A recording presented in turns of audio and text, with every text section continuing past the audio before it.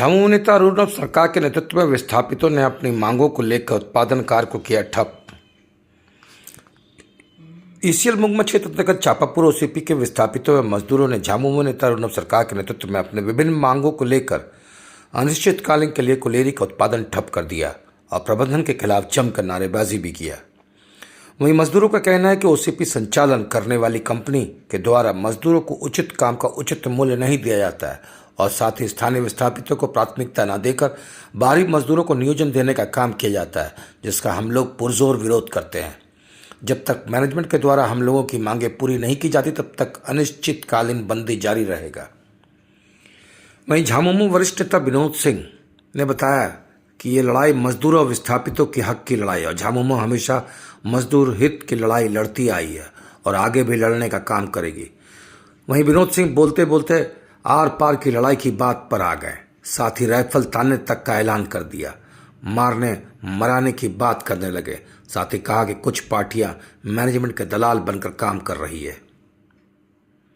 वहीं आंदोलन का नेतृत्व कर रहे झामुमो युवा नेता अर्नब सरकार ने बताया कि मैनेजमेंट के द्वारा दूसरे राजनीतिक दलों के साथ मिलकर झारखंड सरकार के नियमों का पालन नहीं किया जा रहा है। स्थानीय विस्थापितों को अनदेखी कर बाहरी मजदूरों को नियोजन दिया जा रहा है, जिसे झामुमो किसी हाल में बर्दाश्त नहीं करेगी, जिसके विरोध में आज चापापुर ओसीपी का उत्पादन कार्य को अनिश्चितकालीन के लिए बंद कर दिया गया और जब तक मैनेजमेंट की ओर से मजदूरों और विस्थापितों को न्याय नहीं मिलेगा तब तक आंदोलन के साथ बंदी जारी रहेगा। मौके पर दर्जनों झामुमो नेता, कार्यकर्ता एवं मजदूर तथा विस्थापित मौजूद रहे। अभी भी झारखंड मुक्ति मोर्चा कमजोर नहीं रहा है। अवधारण में इसके पहले भी आज जो दही बाड़ी में जो चल रहा है आउटसोर्सिंग है, वहां पर भी हम लोगों ने लड़ के वहां के मजदूरों को हम लोगों ने काम दिलाया है और हमेशा झारखंड मुक्ति मोर्चा लड़ता है।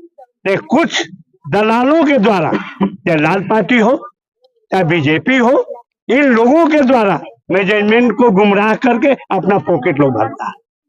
लेकिन अब जब से हेमंत बाबू और जब शिबू सोरेन, आज हम लोगों ने तय कर लिया है कि लड़ाई लेंगे, तो जब तक हमारी मांग नहीं मिलेगी जब तक हम लोग आंदोलन नहीं उठाएंगे और हम लोग आंदोलन करते रह जाएंगे।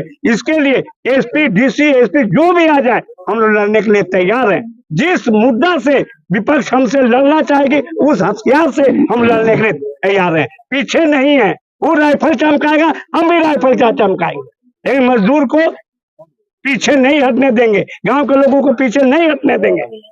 इसके लिए जो हो जाए, कहीं का भी आउटसोर्सिंग आए हो। सबसे प्रमुख मुद्दा तो 75% नियोजन है। माननीय मुख्यमंत्री श्री हेमंत सोरेन जी ने बहुत पहले विधेयक पास कर दिया था कि झारखंड में अगर किसी अगर झारखंड में काम करना है कोई भी कंपनी को, तो यहाँ स्थानीय को 75% उनको स्थानीय आबादी को नौकरी देना पड़ेगा। लेकिन आज ये आउटसोर्सिंग कंपनी यहाँ पे चल रही है, जिस हालात में है यहाँ पे नौकरियां बेची जा रही है। किसके कहने पे बेची जा रही है? यहाँ के युवाओं को पेट में लात मार के आप बाहर से लाके आप नौकरी दे रहे हो, तो यहाँ के युवा क्या भूखे मरने के लिए हैं? यहाँ के युवा क्या काम करने लायक नहीं है? यहाँ के मिर्सा और विशेषकर इन 3 पंचायत क्षेत्र के युवा क्या अपाहिज हैं? आप इनको क्या सोचते हो जो ये काम करने लायक नहीं है, जो आपको बाहर से लाना पड़ रहा है? मेन मुद्दा की दलाली चल रही है, नौकरी के नाम पे दलाली चल रही है, नौकरियों को बेचा जा रहा है। यहाँ तक के भी नौकरी जो दिलाई जा रही है वैसे मजदूरों को काम कराया जा रहा है और उसके भी उनका भी तनख्वाह उसमें से आधा दिया जा रहा है। तो ये इनकी दलाली है। कुछ चंद पार्टियों के साथ मिलके मैनेजमेंट दलाली कर रही है, यहाँ के लोगों का पसीना को बेच रही है, बाहरियों के हाथे जो बाहर से आके काम कर रहे हैं उनके आके बेच रही है। वर्तमान की अगर स्थिति की हम बात करें तो पूरे निरसा विधानसभा में हमेशा विस्थापितों के साथ एक खिलवाड़ हुआ है, लेकिन पिछले 5 सालों से झारखंड मुक्ति मोर्चा का ही सरकार रहा और उसके बाद आप लोगों का इस तरह की जो आंदोलन है इसको विपक्षी एक चुनावी मुद्दा बना। अब विपक्षी तो चुनावी मुद्दा बने, उनके पास तो कुछ बचा हुआ रहता है नहीं है, नींद से जागते हैं। आज एमपीएल का बता दीजिए ना, एमपीएल में इतना साल से चल रहा था, आज पहली बार आज किस्कू जी के समय उनको 15 लाख का मुआवजा मिला। कहाँ थे तब भाजपा के नेता, कहाँ थे लाल झंडा के नेता? आज जब एक भाजपा का नेता मर जाता है नेता का रिश्तेदार मर जाता है तो ढुल्लू महतो तो आ जाता है उसको दिलाने में। एक आदिवासी, एक मूलवासी, यहाँ का गरीब आदमी नहीं, उसको मरते वक्त उसको कौन देने आता है? उसके लिए कौन लड़ाई करता है? झारखंड मुक्ति मोर्चा छोड़ के लड़ते हैं, रोड पे आते हैं, लेकिन एमपीएल प्रबंधन को बोलिए, ईसीएल को बोलिए, दलाली करता है। लेकिन एक नेता का रिश्तेदार मर जाता है तो सारा महकमा जाग जाता है। एमपीएल का अफसर रांची से लेके, बंबई से लेके आपका सांसद सब एक्टिव हो जाता है, क्योंकि वो भाई वो आम आदमी थोड़ी है, वो भाजपा का नेता का रिश्तेदार है, इसलिए पैसा दिलाना पड़ेगा।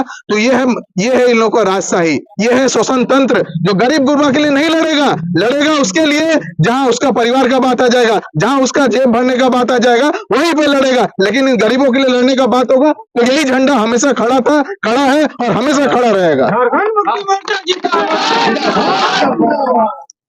फिलहाल ये बंदी कब तक जारी रहेगी? जब तक मांगे पूरी नहीं हो जाएगी, आउटसोर्सिंग नहीं चलेगी।